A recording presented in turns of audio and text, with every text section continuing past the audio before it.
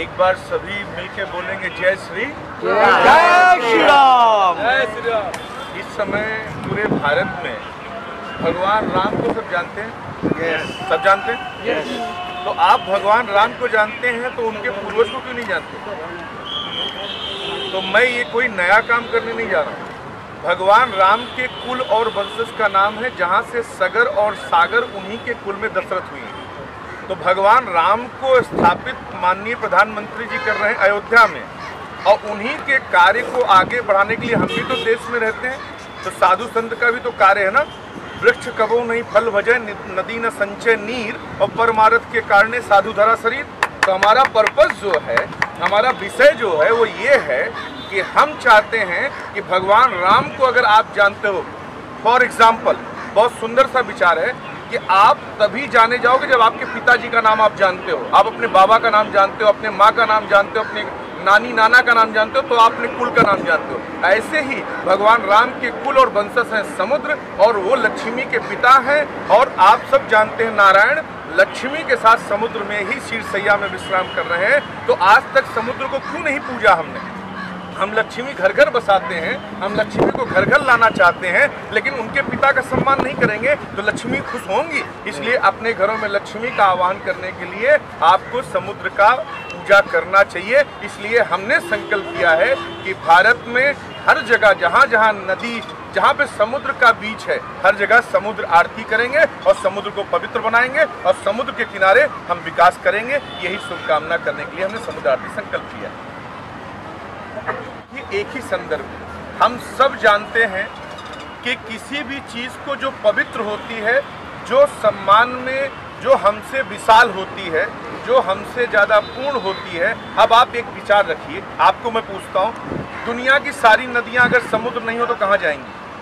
दुनिया का सारा जल अगर समुद्र नहीं हो तो कहाँ जाएंगे? पूरे विश्व को 70% समुद्र है, देवता हैं, और 30% में पूरा विश्व है। 70% हमारे शरीर में पानी है और 30% में हमारा हाड़ मांस बना हुआ है। कहने का तात्पर्य क्या है कि अगर समुद्र देवता अपना बैलेंस खो दें तो क्या आप कहीं पे भी सुरक्षित रह पाओगे? आप मुंबई के कितने प्रकार के लोग रहते हैं, कोई ब्राह्मण कहता है, कोई क्षत्रिय कहता है, कोई वैश्य कहता है, कोई शूद्र कहता है, कोई मुस्लिम कहता है, कोई सिख कहता है, लेकिन सबके नदियों के जल, सबके बाथरूम के जल कहाँ जाके मिल रहे हैं? अगर समुद्र देवता बोले हम तुम्हारा नहीं लेते, तुम अपना अपने सेंटर खुद बनाओ, फिर क्या होगा तुम्हारा? इसलिए इतने सहनशील समुद्र देवता जिन्होंने सारा जल, सारा प्रवृत्ति अपने ऊपर ले रखी है, ऐसे समुद्र देवता को भगवान राम ने रामेश्वरम में पूजा, उसके किनारे बैठ के रामेश्वरम बसाया। जब पुल बांधने जा रहे थे भगवान राम ने स्वयं पूजा। उनकी पूजा करना हमारा कर्तव्य है और सनातन ये कहता है। इसीलिए हमने नियम बनाया है कि जब पूर्ण चांद होता है, पूर्णिमा की रात में समुद्र में अजीब लहरें होती हैं, इतनी दूर से भी कनेक्शन होता है। इसलिए हर पूर्णिमा को हम यहीं जहाँ पे आप हमारा इंटरव्यू कर रहे हैं, इसी जगह पे समुद्र आरती करेंगे। इस विषय को पूर्ण करने के लिए हमारे साथ आप देख ही रहे हैं, हमारे दाहिने अंग में सुंदर ठाकरे जी बैठी हैं, परिवार हैं, उनके बगल में रीना जी बैठी हैं, रीना पासी जी, और उसके हमारे बाएं साइड सुभाष पासी जी बैठे हैं। अभी ये आपको जरूर दो दिख रहे हैं, लेकिन याद रखिए जब परम आदरणीय अटल बिहारी वाजपेयी चले थे और जब उन्होंने राम मंदिर या जब उन्होंने बीजेपी बनाई थी, तब उन्होंने नहीं सोचा था। वही ध्यान रखिए कि अटल बिहारी वाजपेयी जी ने कहा था कि हम चलेंगे, शुरू करेंगे, पंडित दीनदयाल उपाध्याय जी मिले। उसी के बाद ऐसे ही जीवन में हर कार्य को शुरू करते हैं। आज पूरे देश में राम को बताने की जरूरत नहीं है, हर गली में राम है, हर जगह राम है, और राम के कुल का पूजने का हमने संकल्प किया है। जिसका नियम आपने गंगा आरती देखी है, आपने गोदावरी आरती देखी है, आपने कावेरी आरती देखी है, उससे भी भव्यता से, उससे भी सुंदर हम समुद्र आरती करेंगे। यही हमारा संकल्प है।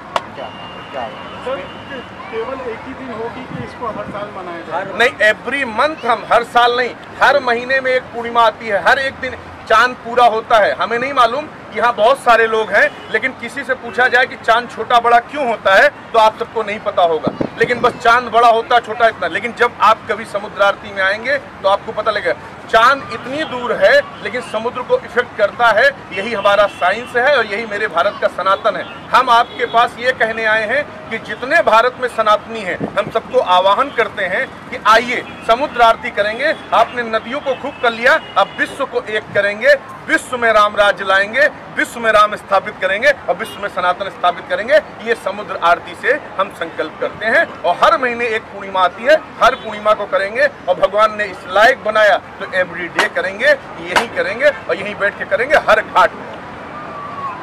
स्मिता जी, आप इस संस्था से जुड़ी हैं तो आप क्या कहना चाहेंगी? समुद्र आरती का आपने भी बात उठाया है। पहले तो आप सभी को नमस्कार और इतना खूबसूरत कार्य परम पूज्य आदरणीय महाराज जी ने शुरू किया है, तो हम तो बहुत ही छोटा सा सहयोग देना चाहेंगे।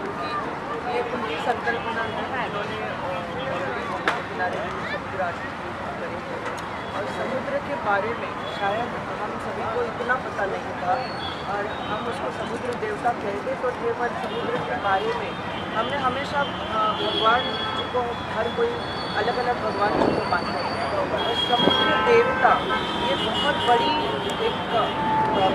बड़े देवता हैं जिनको हमने कभी पूछा नहीं है, जिनकी आरती कभी की नहीं है। तो ये संकल्पना हमारे से हमको मिली है, आप सबको मिली है और ये कार्य जो होने जा रहा है उसमें हमने तो हम सभी सहयोग तो दे ही रहे, पर आप सभी को सहयोग देना उचित रहेगा, क्योंकि जैसे उन्होंने कहा कि लक्ष्मी होती है, तो अगर हम लक्ष्मी चाहते हैं, हर कोई चाहता है कि हमारे घर में लक्ष्मी आ जाए, तो इनको अगर पूजेंगे तो ये हमको आशीर्वाद मिलेगा और हमारे घर में अपने आप लक्ष्मी और नारायण जी की कृपा होगी। महाआरती की जो संकल्पना है वो हमारे परम जो आदरणीय बाला साहब ठाकरे जी जो हमारे ससुर है उन्होंने शुरू की थी और जब इन्होंने ये संकल्पना हमसे डिस्कस की हमने कहा कि हमारा तो साथ देना बनता है और हमें बहुत बहुत खुशी होगी कि अगर हम इस योग्य आप समझें और हम आपको साथ दें। तो इन्होंने बहुत अच्छी तरह से हमको कहा कि आप अगर अच्छे भाव से और जुड़ना चाहते हो तो ये बहुत अच्छा कार्य है और हम इनसे जुड़ना चाहते हैं। और ये कार्यक्रम ना ही सिर्फ इस पूर्णिमा में या यहाँ इस देश में होगा, हम चाहते हैं कि देश देश में जहाँ भी समुद्र है वहाँ हम ये आरती को लेके जाएंगे और इसका प्रयास ज़रूर गुरु जी करेंगे। और जो जिनकी पूरी मेहनत है सुभाष पासी जी और उनकी पत्नी मीना पासी जी, उनके साथ मिलकर हम हर लोगों तक उनको पहुँचाने की कोशिश करेंगे। मीना जी, आप क्या कहना चाहेंगे इस बारे में? सर माइक थोड़ा उधर सर, माइक। हम लोग ने समुद्र आरती का जो कार्यक्रम किया है तो मैं यही चाहती हूँ कि ये अच्छे से हो और सभी इसमें सहयोग करें और इस समुद्र आरती जो हम लोग एक जो उठाया है पैगाम काफ़ी देर तक, काफ़ी दूर तक दुनिया तक जाए, यहाँ नहीं पूरे वर्ल्ड में भी जो समुद्र है वहाँ पर हम इस आरती को मतलब करें।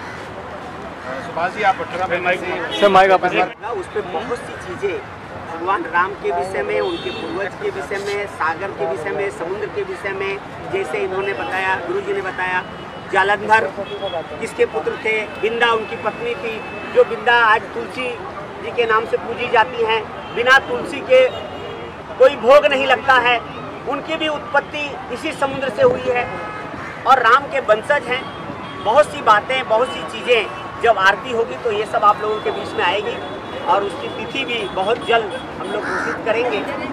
हम लोगों ने सोचा था कि 25 तारीख को हम करें, लेकिन सारे पूरे देश में राममय चल रहा है, अभी भी हमारे पास परमिशन पूरी नहीं आ पाई है, तो ये कार्यक्रम हम फरवरी में पूर्णिमा के दिन हम करेंगे इसी जगह पे, क्योंकि हमें एक रास्ता मिल चुका है। एक बार जब परमिशन मिल जाता तो उसी बेस पे आगे भी परमिशन मिलता है। तो हम लगे हैं, हमारा संकल्प है कि आजीवन हम ये आरती करेंगे।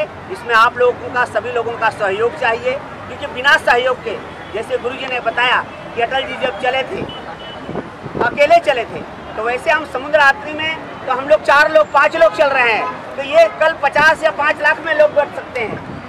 क्या बात है। और ये आरती का उद्देश्य खाली हमारा आरती करना नहीं है। जब यहाँ आरती होगी तो यहाँ टूरिज्म बढ़ेगा, लोग आएंगे। ये बीच की साफ सफाई हम चाहते हैं कि हमारा जुहू का बीच, मुंबई का बीच अदर कंट्रियों के बीच से अच्छा होके, साफ सफाई होके, सारी सुविधाएं मिले। ये हम संकल्प लेते हैं कि हम जितना भी समय देंगे इस समुद्र महाआरती में। और जो भी कुछ होगा हम यहाँ के लोगों के लिए, समुद्र के किनारे के साफ सफाई के लिए बहुत सी हमारी योजनाएं हैं। माननीय गुरुजी ने जिस तरह से बताया है कि सुभाष जी, हम लोग इसको बहुत कुछ आगे लेके जाएंगे और हम ये जन जन तक जाना चाहते हैं। आज गंगा आरती देखने के लिए यूट्यूब खोलिए, कहीं से भी लोग जाते हैं तो गंगा आरती देखते हैं।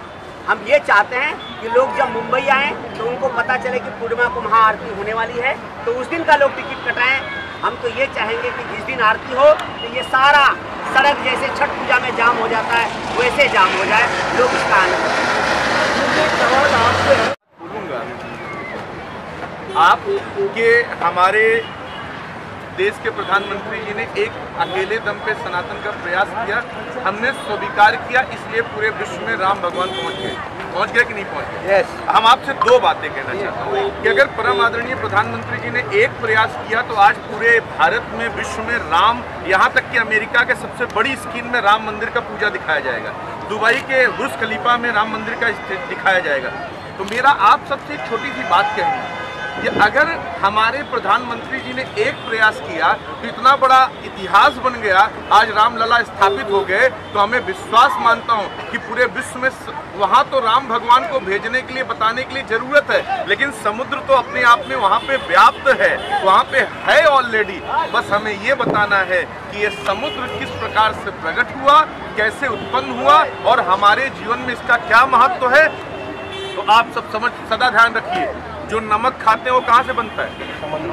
Very good. तो आप सब कर्जदार हैं समुद्र के, समुद्र देवता के हर तरह कर्जदार तो थे, ये भी कर्जदार हैं कि आप नमक हलाली नहीं करेंगे। आप इसलिए यहाँ आएंगे क्योंकि आपने समुद्र देवता का नमक खाया है। ऐसे ही जितने भी विश्व में समुद्र देवता का नमक खाए हैं उन सबको नमक हलाली नहीं करने दूंगा। और ऐसे ही जगह राम जैसे स्थापित हो रहे हैं वैसे समुद्र स्थापित होंगे क्योंकि उनके कुल और वंश है। जय श्री राम, जय श्री राम, जय श्री राम। से मैं माननीय प्रधानमंत्री हमारे पूरे देश में, अब एक बात समझिए, माननीय प्रधानमंत्री क्यों आ रहे हैं बार बार। मैं कोई सांप्रदायिक या कोई नेता नहीं, एक बात मैं धर्माचार होने के नाते भी ये कहना चाहता हूँ, इसलिए उनका नाम बार बार आ रहा है कि उनका कर्म ऐसा हुआ। आज तक 500 साल में उन राम भगवान को जिनको हमने टेंट में देखा था, हमने वहाँ दर्शन करना बंद कर दिया था, इस बात को कह के कि जब तक उनका, ये बताइए कैसे कोई पुत्र सोच सकता है कि उसके माँ बाप टेंट में रह रहे हों और उस जगह पे जिस भारत को हम कहते हैं राम भरोसे हिंदुस्तान, ऐसे हिंदुस्तान जो राम के भरोसे चलता हो, ऐसे हिंदुस्तान में वो टेंट में सो रहे थे। हम आपको यही कहना चाहेंगे, आज मैं उनको इसलिए धन्यवाद कहता हूँ माननीय प्रधानमंत्री जी को कि उन्होंने निष्ठा से अपना दृढ़ संकल्प करके पूरा किया।